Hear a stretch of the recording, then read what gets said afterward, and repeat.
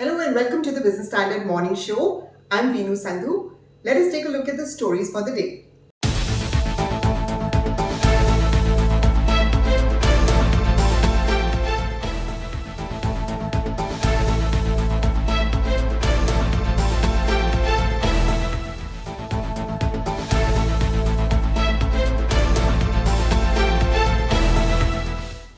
Two of India's richest men have outlined their very ambitious plan to build a green energy ecosystem. Mukesh Ambani's Reliance Industries and Gautam Adani's Adani Group plan to spend a combined $30 billion over the next few years on a renewables push. Let's take a look at their goals.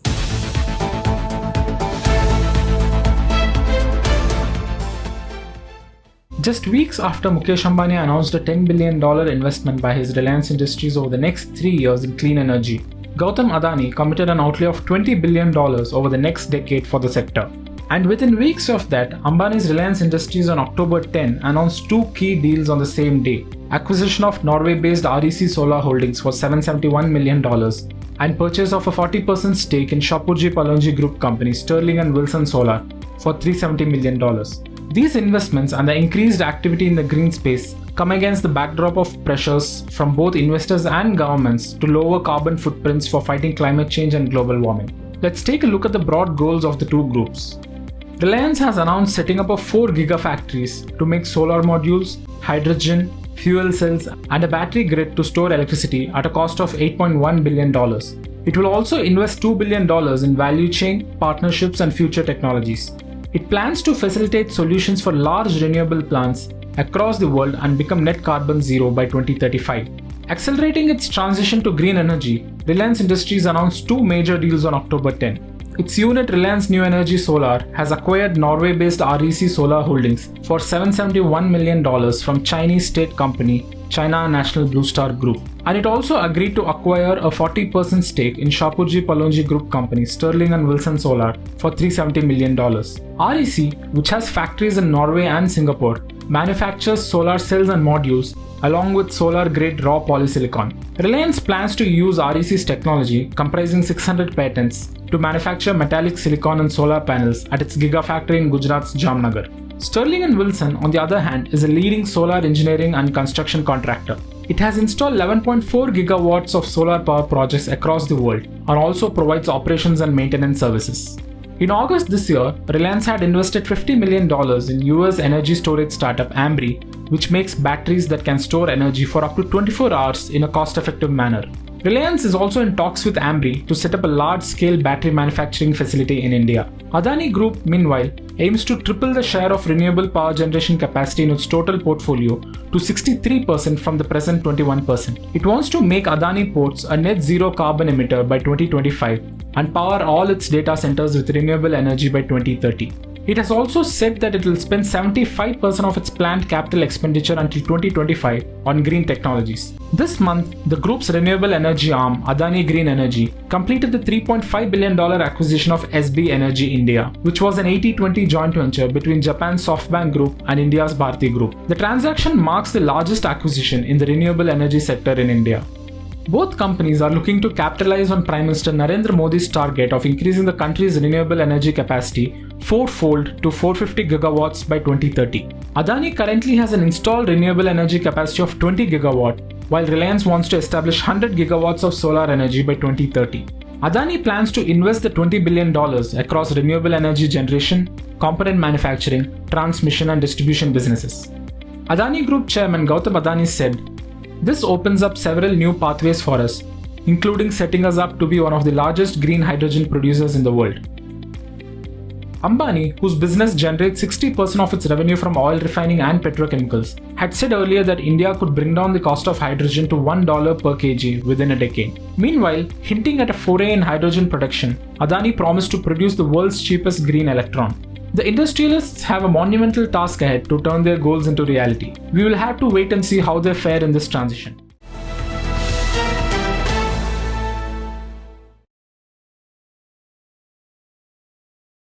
India's red-hot IPO market has been on a roll this year, and it is expected to gather more pace with the much-awaited offerings of Paytm and OYO. However, Even as these companies wait for clearance from market regulator SEBI, they have been hit by some surprise lawsuits and complaints.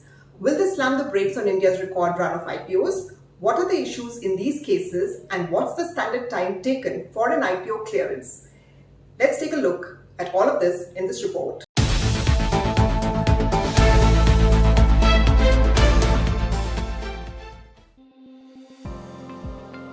India is among the countries that are leading the global IPO boom this year.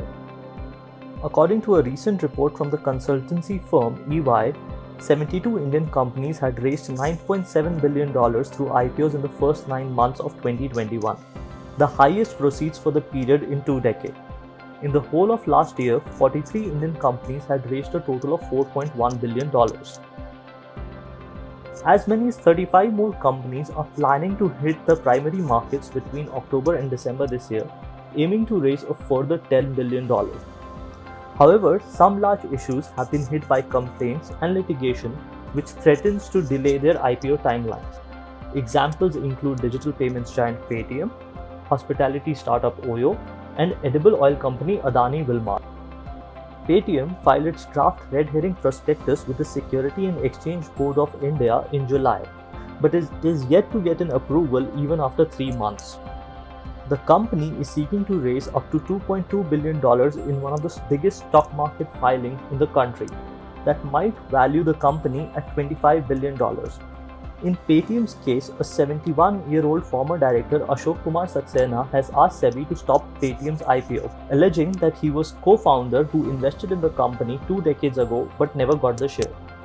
His complaint filed with the Delhi police is cited under criminal proceedings in Paytm's prospectus. In its response, Paytm said the complaint was an attempt to harass the company and that there was no definitive agreement for the allotment of shares to Saxena. Meanwhile, backpacker hostel company Zostel has asked SEBI to reject Oyo's application for $1.2 billion IPO because of a legal dispute between them. The two firms have been entangled in a legal dispute over a deal 7 years ago. Under this deal, Oyo was to buy some of Zostel's businesses and Zostel shareholders were to get a 7% stake in Oyo. Even though the deal fell through, Zostel claims it is entitled to the stake and has asked a Delhi court to stop Oyo from changing its shareholder structure. In a setback for Oyo, the Supreme Court appointed arbitrator ruled in favor of Zostel. Oyo is now challenging the order. Experts have said that such disputes could trigger regulatory inquiries and the approval process may be kept on hold till the complaints are resolved. The $600 million IPO of edible oil maker Adani Wilmar is also facing a delay after SEBI in August kept the share sale in abeyance. While the regulator did not clarify further, reports stated that this was linked to the investigation in other Adani Group companies. SEBI reportedly resumed the approval process 2 weeks ago. The primary issuances of Star Health Insurance and Policy Bazaar are also awaiting approval for the past 2 months. An analysis of data provided by Prime Database shows that SEBI takes a little over 2 months on average to clear a DRHP. Previously too, there have been instances of complaints and regulatory challenges delaying the IPO clearance process. For instance, the issue of mutual fund transfer agency CAMS took 190 days to obtain SEBI approval because of controversy surrounding NSE's shareholding in the company. In the case of UTI Mutual Fund, the approval took 180 days amid disagreement between its major shareholders. Other IPOs that have seen lengthy approval timelines since 2017 include Likita Infrastructure, Barbecue Nation Hospitality, Mazgaon Dock Shipbuilders, and Shyam Metallic. Some recent IPOs that got quick approval include IRCTC, Mrs. Bector's Food Specialties, Railtel, Macrotech Developers, and Indian Railway Finance Corporation. Companies including Oyo Rooms are expediting their IPO launch process to take advantage of the present bullish sentiments in the market.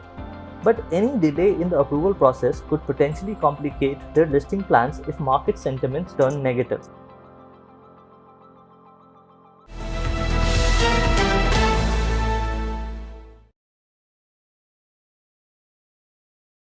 It's going to be an action-packed Wednesday with markets set to react to retail inflation data for September and industrial output numbers for August, besides of course global cues. Back home, earnings of IT majors Infosys, Wipro and Mindtree will be on traders' mind. Here's all you need to know about market drivers today.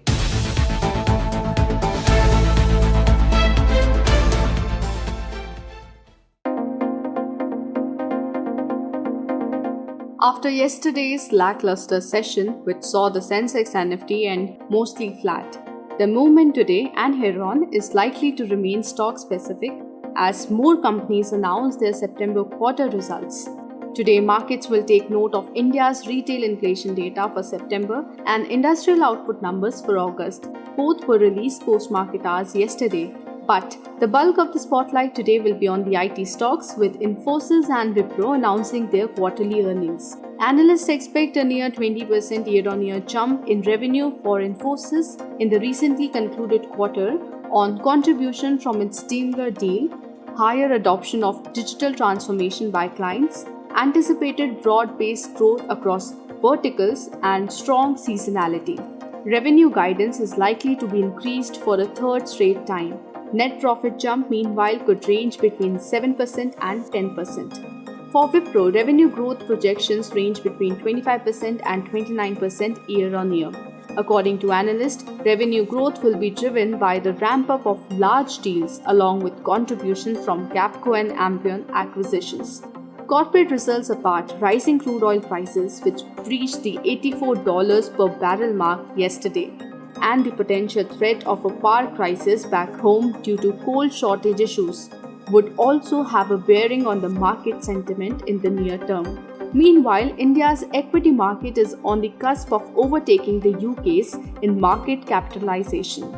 India's MCAP has surged 37% this year to $3.46 trillion, according to data from Bloomberg. Now that's closing in on the UK, which has seen an increase of about 9% to $3.59 trillion, though the number is much larger if secondary listings and depository receipts are included. The Sensex and Nifty had respectively hit the 60,000 and 18,000 levels recently.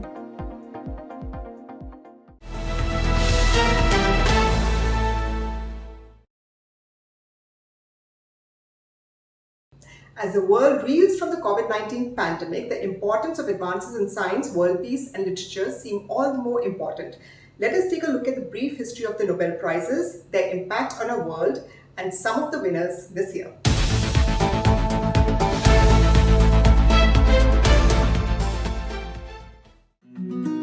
The Nobel Prize, instituted in 1901, was initially awarded in 5 categories: physics, chemistry, physiology or medicine, literature, and peace.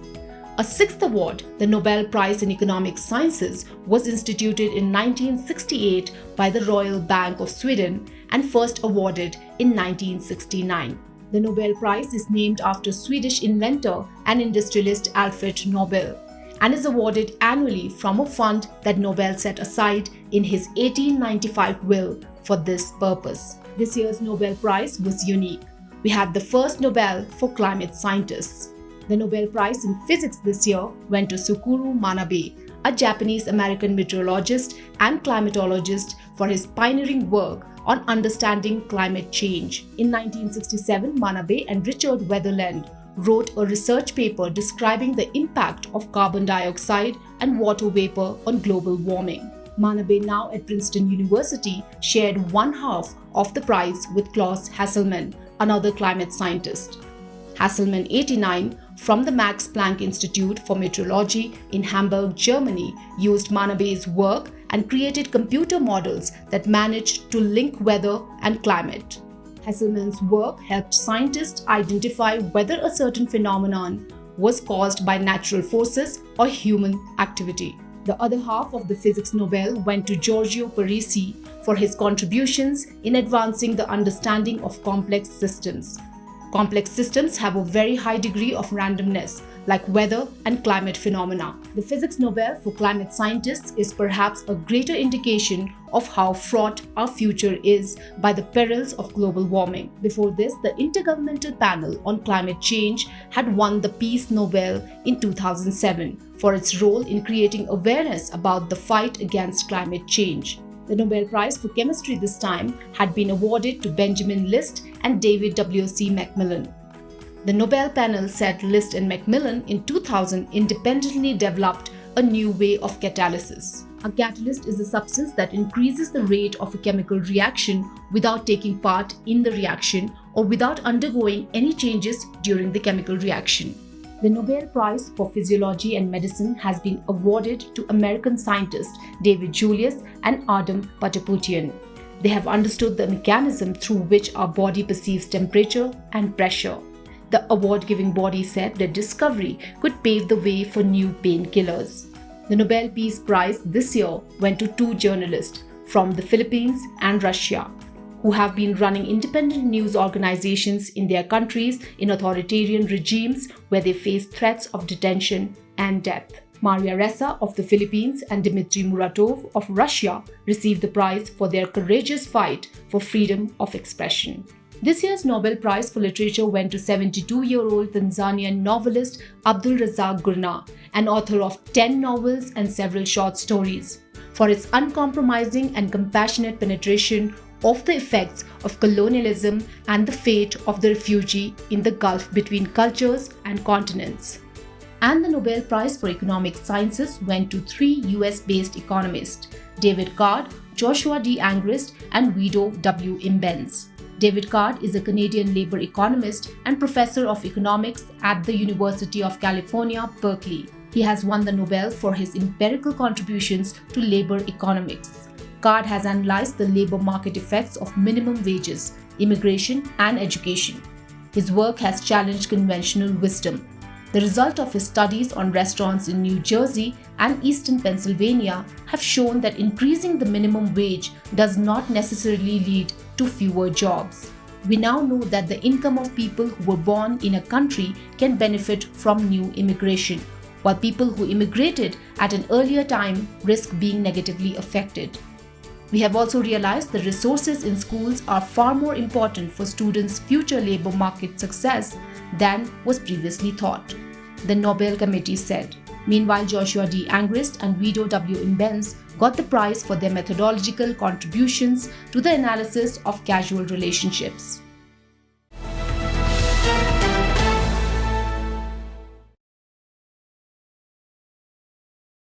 And that's all we have for you today. We will be back tomorrow morning with more news and analysis. Stay tuned and thank you for watching.